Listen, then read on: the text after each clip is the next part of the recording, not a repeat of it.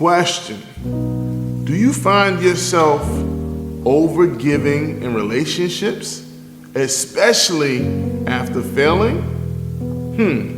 Well, guess what? You have a choice to reset your boundaries. Here's a story. Albert Einstein faced personal and professional setbacks early on, including failed relationships. Learning to set clearer boundaries allowed him to channel his energy into his groundbreaking theories. Here's a message. Failure can show you where your relationships drain you. Y'all might fight me for that one, but this is true. Listen, set boundaries that allow you to grow while fostering mutual respect.